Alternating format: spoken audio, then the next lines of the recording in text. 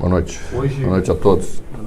Hoje um jogo, né, complexo, não só contra o adversário, que tem um ímpeto ofensivo, jogando em casa, sempre marcava gols a 17 partidas, pelo menos um, e o teu time bastante desfalcado, principalmente num setor tão importante como o meio-campo. Você preparou o time, não abdicou pelo menos aquela forma de atuar, pelo menos o sistema que vem dando certo. O Inter já tem uma longa invencibilidade no próprio Brasileirão, são 10 jogos, vice-líder, e volta para Porto Alegre com um ponto. Avaliação sobre toda essa preparação para esse jogo e também o resultado. Bom, o jogo seria difícil e complexo com qualquer circunstância de nossa parte, né? Mas as nossas questões agravaram um pouco, aumentaram um pouco essa dificuldade, exatamente por a gente não ter num setor vital de todas as equipes tantos jogadores ao mesmo tempo, né? Perdemos Gabriel, perdemos Johnny, que vem fazendo bons jogos, e perdemos Pena. Então perdemos o setor inteiro. Felizmente tivemos Edenilson, que juntamente com o Lisieiro, né, numa função um pouquinho mais atrás, sustentaram bem aquilo que seria uma preocupação. Alan Patrick e Maurício, a gente optou para iniciar porque a gente entendia que encontraria alguns espaços para a criação, porque o Flamengo é um time que ataca bastante e que dá um pouco de lado para o adversário, e a gente queria sair por esses lados, mas não ia dar para simplificar tanto, sair logo direto no lado, tinha que passar pelo meio para tentar sair com mais qualidade. Fizemos isso mais vezes no primeiro tempo, né? Mas certamente teríamos que nos defender bem uma boa parte do jogo, como fizemos. É uma ideia clara de como fazer isso, executar. Fizemos hoje com linha de 4, quase nunca com linha de 4, para ser bem realista, né? Porque Pedro sempre fez o quinto jogador por fora para cuidar de Rodinei. E aí depois um pouquinho mais definido com a entrada de Moledo, porque aí também já colocaram até Davi Luiz de centroavante. Tínhamos que numericamente encher o setor para poder abrir um pouco mais René no primeiro momento, enquanto estava mercado, e Bustos, porque com Everton Cebolinha, que é um jogador muito incisivo, tínhamos que abrir um pouco mais a marcação, encostar um pouco mais para não dar tanta iniciativa. Nesse momento perdemos um pouquinho de meio campo, porque não tem jeito, é matemático. Você tira um jogador daqui, põe mais para trás, para a última linha, você ganha segurança na última linha, mas perde um pouquinho de controle, de possibilidade até de reter. Mas como já não tínhamos mais esse controle, mesmo com um jogador de meio campo, a opção foi por preencher na última linha, para dar segurança, como a gente conseguiu terminar o jogo. E o que eu tenho que elogiar muito não é o resultado, porque não atingimos o máximo que podíamos atingir, mas o que eu quero elogiar muito é a entrega dos jogadores, é o comprometimento para executar, para mostrar algo mais, porque tinha que ter num dia como hoje, com tudo que passamos, algo mais para no mínimo sair com esse ponto.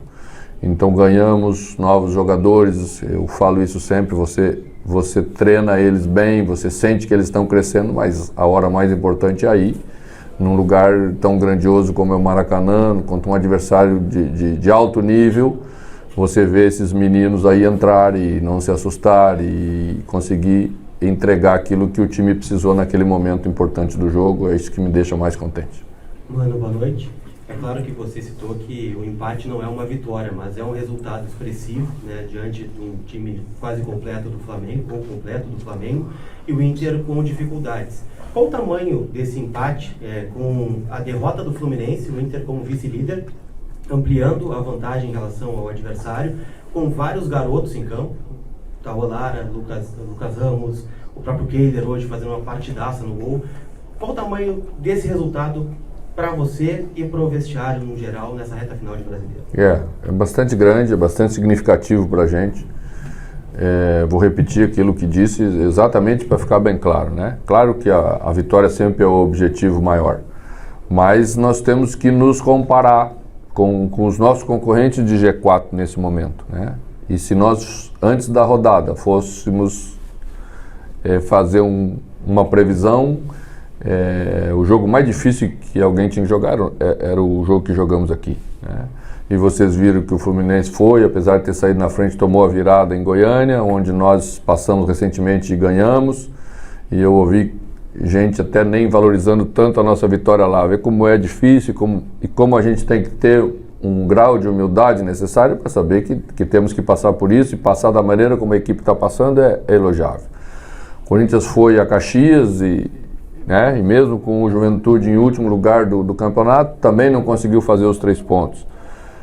Então, mantivemos a distância em relação ao Flamengo, né? Se compararmos aí e fizermos um levantamento do nosso comportamento, nosso rendimento, nosso aproveitamento contra os principais clubes da ponta da tabela, quase que estabelecemos superioridade contra todos. Ainda temos o Palmeiras lá na última rodada para jogar, que vamos ter essa oportunidade de fazer. Então, é isso que me deixa feliz. Isso é mesmo o resultado de um trabalho árduo, que tem que ser muito elogiado, principalmente na entrega dos jogadores, para que isso seja executado, no profissionalismo deles no dia a dia, para que se atinja esse nível como nós estamos atingindo.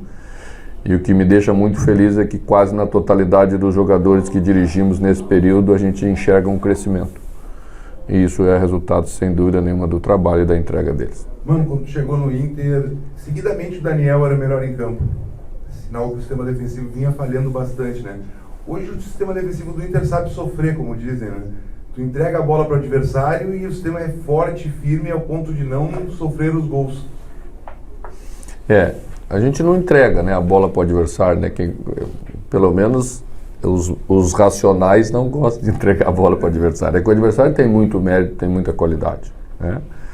E então, nesses casos, quando isso acontece, quando você não consegue ter volume, você tem que ter ideias claras de como você vai se defender, né?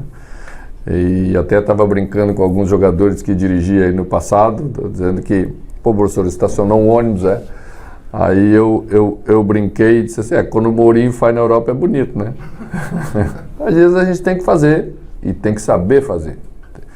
Um time não pode ser um time de uma nota só.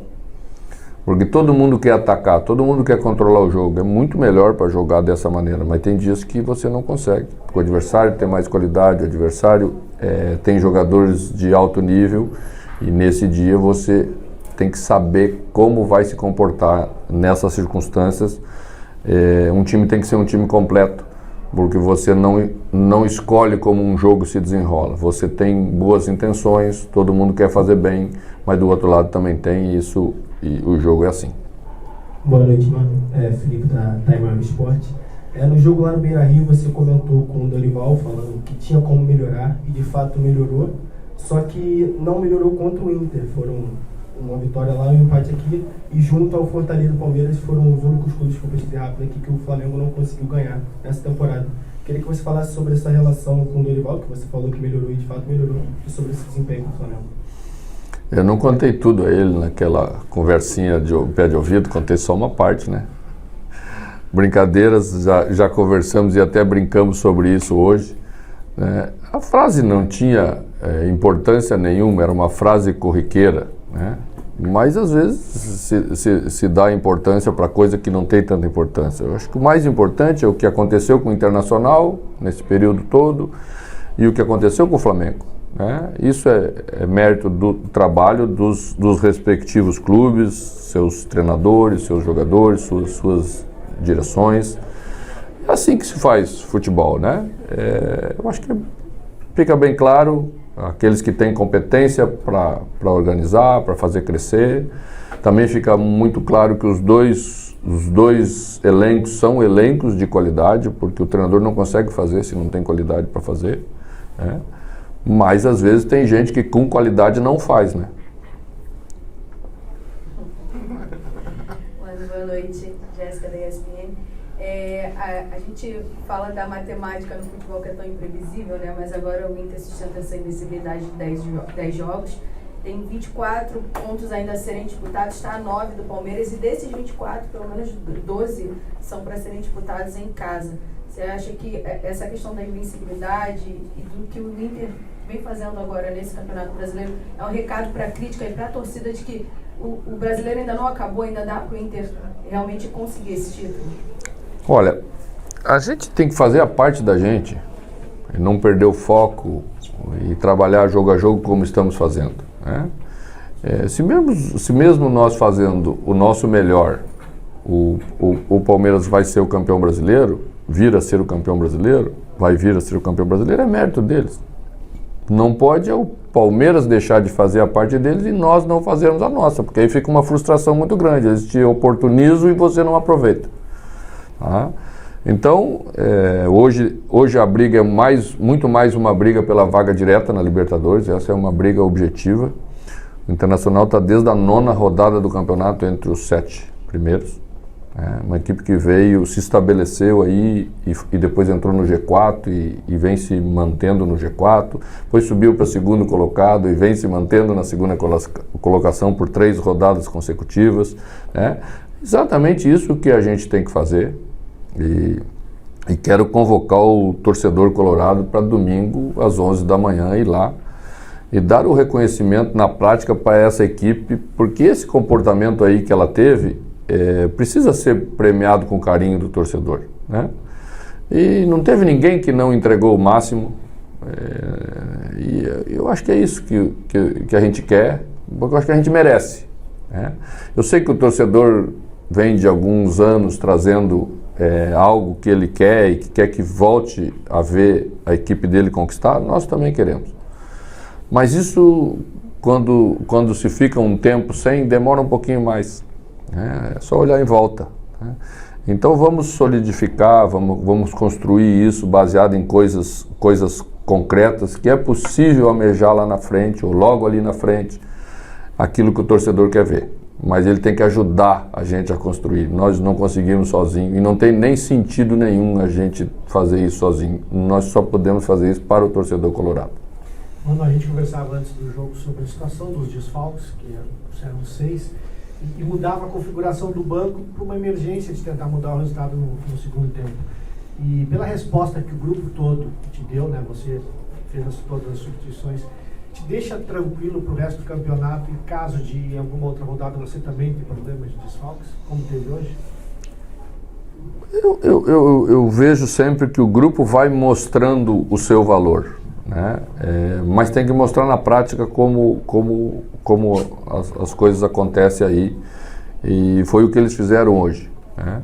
Eu sei que você esperava que eu colocasse 3 volantes, não? 3 zagueiros, também não? Então é o que eu falei semana passada lá em Porto Alegre, eu estou bem óbvio, né? E hoje jogamos com um time sem volante nenhum praticamente, né? Lisieiro, pelo menos de primeira função. E o time se portou bem. Acho que o time vai demonstrando essa nova necessidade que temos, porque não temos um jogador com a característica do Gabriel, que perdemos infelizmente. Mas vamos fazer de outra maneira, um pouquinho diferente do que a gente vinha fazendo, que é o termo que eu usei na entrevista antes do jogo, sem perder a identidade que conquistamos como equipe, né? E jogos como esse reforçam isso, e é esse caminho que vamos seguir.